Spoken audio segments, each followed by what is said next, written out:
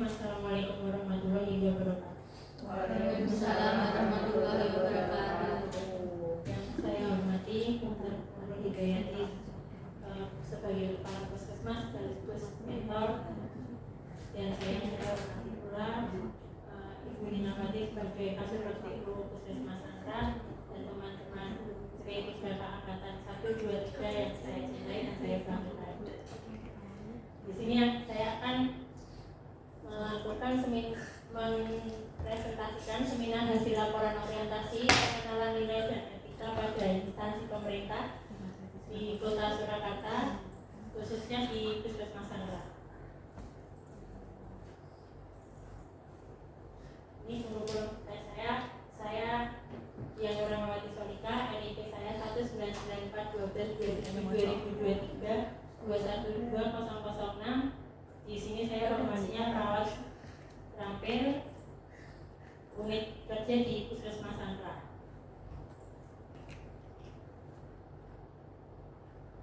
Dari bab 1, latar belakang orientasi pegawai pemerintah dengan perjanjian kerja diselenggarakan untuk membekali para pegawai pemerintah dengan perjanjian kerja atau yang disingkat PPPK di lingkungan pemerintah Kota Surakarta agar memiliki pengetahuan dan keterampilan terkait pelaksanaan tugas dan fungsinya sebagai aparatur sipil negara yang disingkat ASN, dengan berlandaskan pada nilai-nilai dan kode etik instansi pemerintah, khususnya pemerintah Kota Surakarta.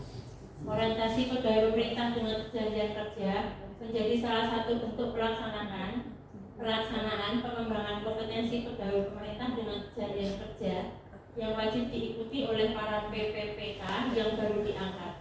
Orientasi ini bertujuan untuk memperkenalkan nilai-nilai, tugas, dan fungsi aparatur sipil negara pada para PPPK. Orientasi ini penting dilakukan mengingat latar belakang PPPK yang berasal dari aparatur sipil negara tentunya memerlukan pemahaman tentang nilai dan fungsi aparatur sipil negara sebelum terjun ke lingkungan birokrasi pemerintah.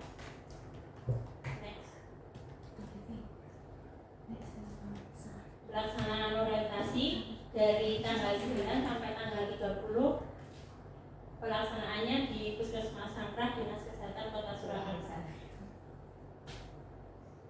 Nilai dan etika pada pemerintah Kota Surakarta. 2. Visi dari Kota Surakarta berdasarkan RPJMD Kota Surakarta tahun 2001 sampai 2006, Perda Kota Surakarta nomor 6 tahun 2021. Mewujudkan Surakarta sebagai kota budaya modern, tangguh, gesit, kreatif, dan sejahtera. Visi ada 7. Yang pertama, meningkatkan kualitas kesehatan masyarakat yang berkelanjutan. Yang kedua, memperkuat ekonomi yang adaptif dan berkelanjutan. Yang ketiga, mewujudkan tata ruang dan infrastruktur kota yang mendukung kemajuan kebudayaan dan pariwisata berkelanjutan. Yang keempat, meningkatkan kualitas dan daya saing pemuda dan masyarakat umum di bidang pendidikan, ekonomi, seni budaya, dan olahraga. Yang kelima, mengembangkan tata kelola pemerintah dan pelayanan publik yang gesit dan kolaboratif berlandaskan semangat gotong royong dan kebinekaan. Yang keenam, mewujudkan kemakmuran dan kesejahteraan bersama warga kota yang berkeadilan dan inklusif. Yang ketujuh, mewujudkan daerah yang kondusif dan kerukunan antar umat beragama dalam tata kehidupan bermasyarakat yang saling menghormati. Profil dari pemerintah daerah. Berdasarkan peraturan pemerintah nomor 18 tahun 2016 tentang perangkat daerah sebagai telah diubah dengan peraturan pemerintah nomor 72 tahun 2019 tentang perubahan atas peraturan pemerintah nomor 18 tahun 2016 tentang perangkat daerah, telah ditindaklanjuti dengan terbentuknya peraturan daerah Kota Surakarta nomor 8 tahun 2021 tentang pembentukan dan susunan perangkat daerah. Ini struktur organisasi tata kerja pemerintah Kota Surakarta. Ada di yang paling atas ada wali kota, wakil wali kota, di bawahnya ada sekretaris daerah, di bawah sekretaris daerah ada badan daerah, kecamatan, inspektorat. Di bawah DPRD ada sekretariat daerah dan sekretariat DPRD. Sekretariat daerah di bawahnya siapa? Bawahnya DPRD. Sekretariat daerah. Ya. Sekretariat DPRD. Sekretariat daerah Di bawahnya wali kota. ya. Bab 3 yang membahas tentang nilai dan etika organisasi.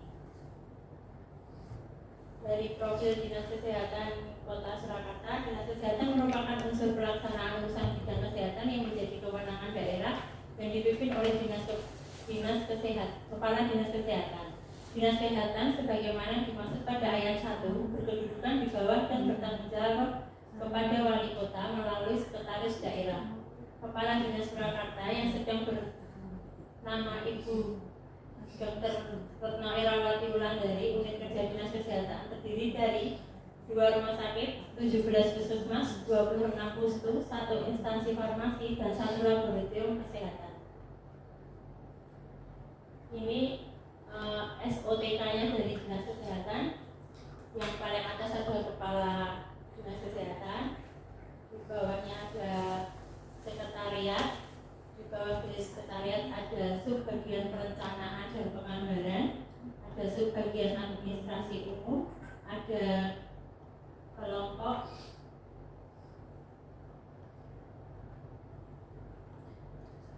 jabatan fungsional.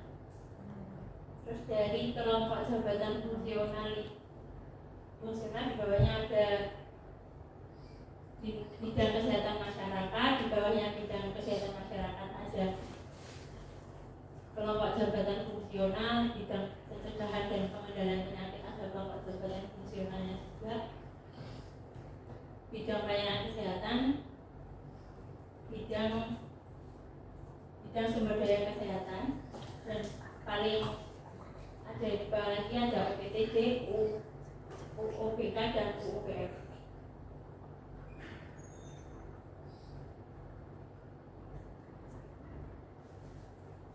Dari profil Puskesmas Sangkrang merupakan salah satu puskesmas induk di Kecamatan Pasar Keluan dan berada di wilayah Kelurahan Sangkrang.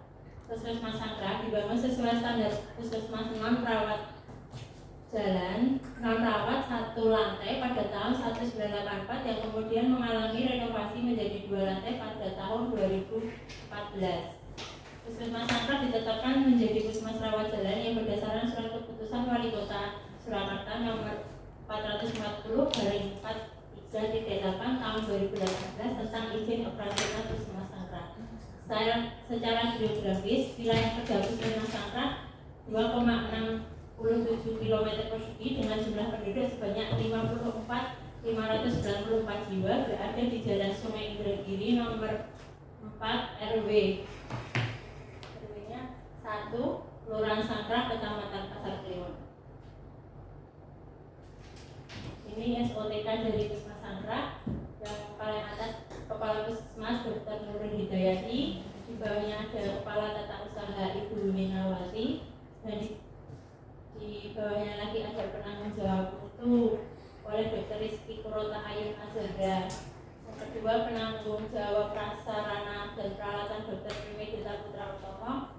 Yang ketiga ada penanggung jawab jaringan pelayanan puskesmas dan jejaring puskesmas Dr. Utami Lestari Suryaning Akbar. Yang kelima penanggung jawab UKP kefarmasian dan laboratorium Dr. Anissa Hidayati. Yang selanjutnya ada penanggung jawab UKM pengembangan ada Ibu Ivana Anggun Puspita SKM. Yang terakhir ada penanggung jawab UKM esensial perawatan kesehatan masyarakat Dr. Utami Lestari Suryaning Akbar. Visi dari Puskesmas Sangkrang terwujudnya Puskesmas sebagai pusat layanan kesehatan yang bermutu serta memberdayakan masyarakat untuk hidup bersih dan sehat. Misi dari Puskesmas Sangkrang ada 3. Yang pertama menyelenggarakan Puskesmas sebagai pusat pelayanan yang bermutu. Yang kedua meningkatkan kemandirian masyarakat untuk hidup sehat. Yang ketiga meningkatkan peran serta masyarakat jejaring swasta, lintas sektoral dalam upaya kesehatan. Rencana dan hasil kerja. Di sini saya menyampaikan materi terlebih dahulu sebelum saya mengangkat isu yang saya angkat saat ini. Yang pertama, pengertian dari kusta itu adalah penyakit yang disebabkan oleh kuman Mycobacterium leprae yang pertama kali menyerang susunan saraf kepih yang akhirnya menyebabkan saraf kepih orang tersebut menjadi mati rasa. Tanda dan gejala dari penyakit kusta adanya bercak putih seperti panu di badan dan mati rasa. Awalnya sedikit tapi lama-lama semakin banyak dan melebar. Adanya bintil-bintil kemerahan tersebar pada kulit, alis rambut rontok, dan muka berbenjol-benjol tegang yang disebut muka singa. Gejala dari penyakit kusta, panas dari derajat yang rendah sampai dengan menggigil, tidak nafsu makan, mual muntah, nyeri kepala, atau sudah berlanjut dapat menyebabkan mati rasa atau bahkan. Faktor risiko dari kusta pada umur lebih dari 15 tahun yang sering terjangkit itu pada jenis kelamin laki-laki, lingkungan yang kurang sehat, contohnya air tidak bersih, mandi cuma sehari sekali.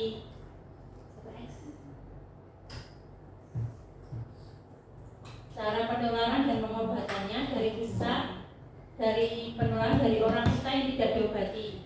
Caranya kontak lama dan kontak erat. Pengobatannya saat ini yang ada di Puskesmas Sangkrah MDT. Pengobatannya berlangsung selama 12 bulan. Ini isu permasalahan yang saya angkat. Isu yang saya angkat kurang tepatnya waktu pengambilan obat pasien kusta di Puskesmas Sangkrah. Gagasan yang diangkat, pemantauan pengambilan obat rutin pada pasien kusta di Puskesmas Sangkrah.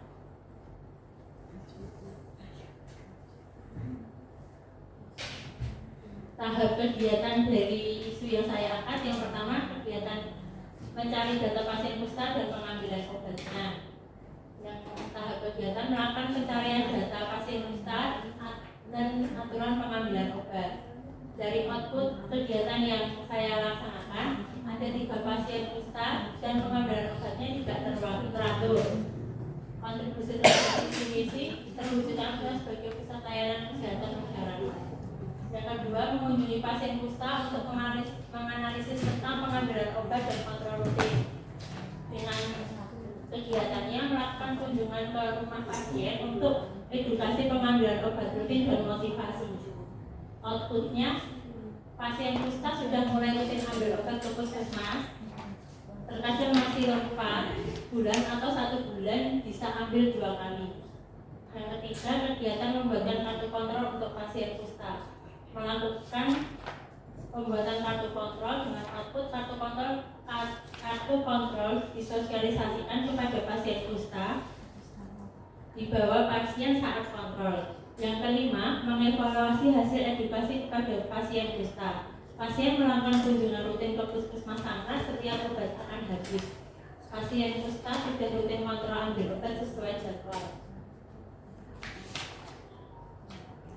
Ini kartu kontrol pasien kusta yang sudah saya buat.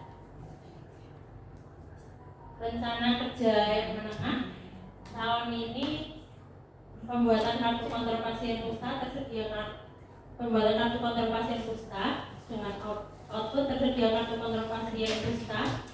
Yang kedua, di 2024 juga deteksi dini pada pasien yang berkeluhan dengan kulit. Outputnya meningkatkan angka penemuan kasus kusta dan mencegah kecacatan. Mungkin itu paparan yang bisa saya sampaikan. Monggo dari teman-teman atau dari Ibu Dr. Nurul Hidayati sebagai mentor untuk masukan. Ya.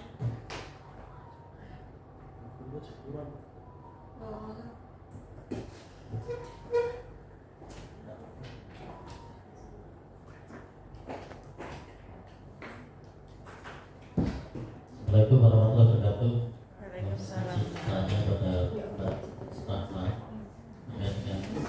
Puska tadi, mungkin untuk data pasien yang ada di kita itu sekitar berapa, dan untuk targetnya dalam 1 tahun berapa? Terima kasih. Ya, menjawab dari pertanyaan dari Pak Pur, pasien kusta di Puskesmas Sangkrah itu ada 3. Yang saat ini yang 2 masih pengobatan baru, yang 1 tinggal melanjutkan pengobatan aja. Sampainya ya harusnya semua pasien kusta itu pengobatannya harus selesai secara tuntas, karena kalau tidak nanti menimbulkan kecacatan.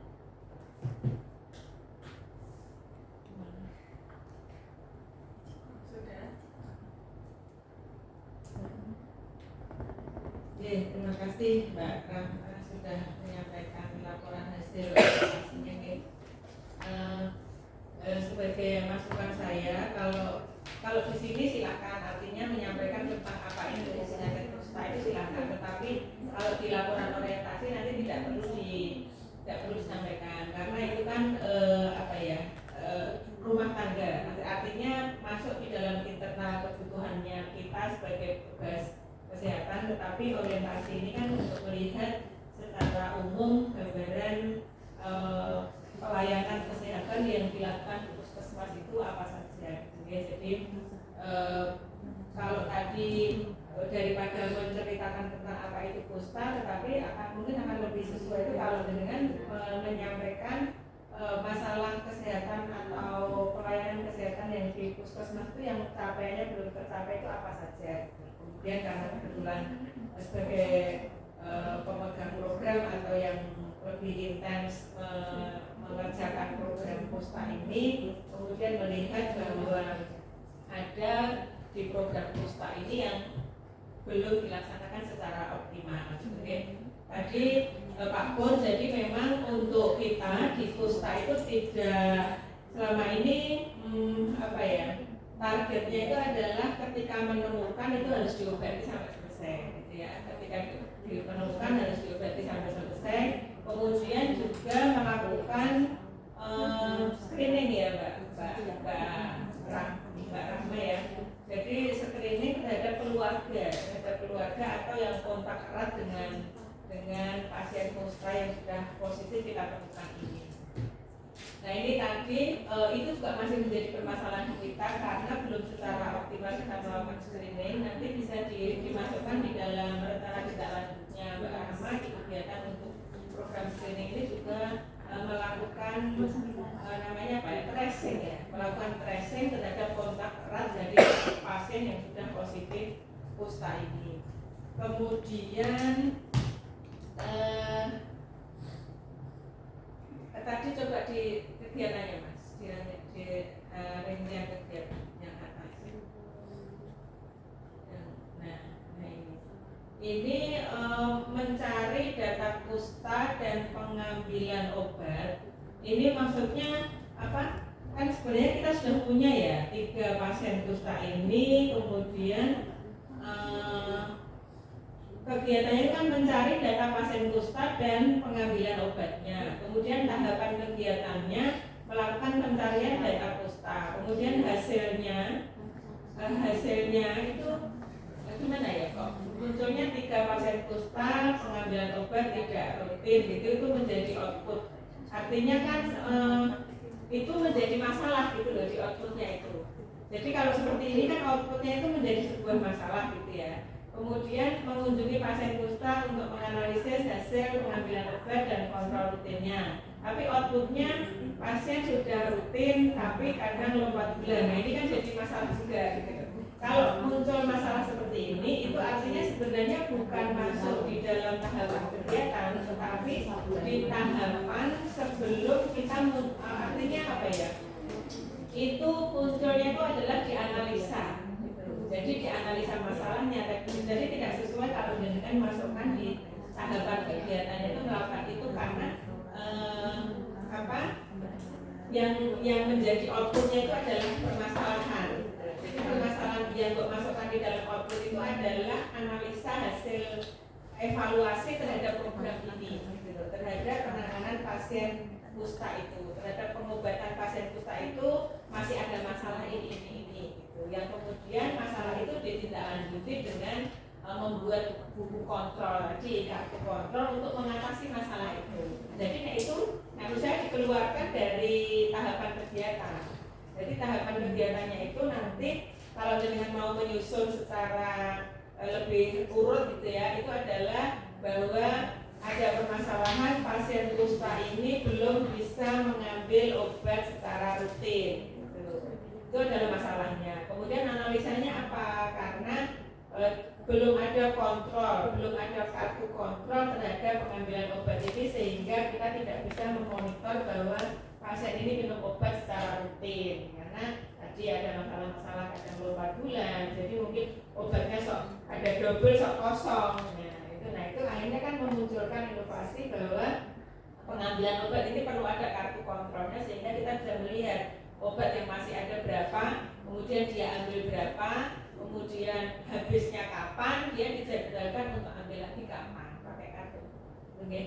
Itu masukan saya. Jadi outputmu itu jangan isinya masih muncul masalah di sini. Jadi dikeluarkan dari output dari tahapan kegiatan ini. Yaitu munculnya nanti di atas sebelum masuk ke tahapan kegiatan. Itu melihat menganalisa masalah yang saat ini ada gitu.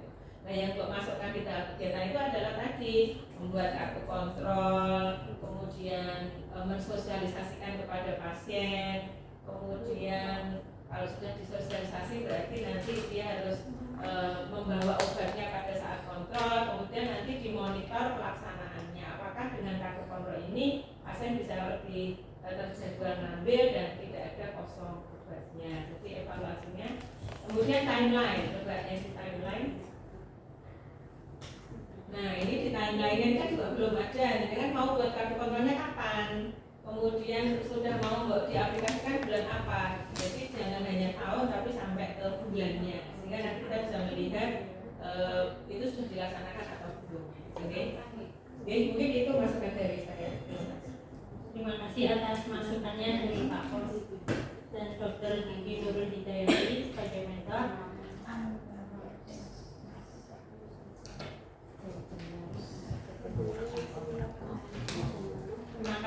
Terima kasih atas waktu yang diberikan kepada saya.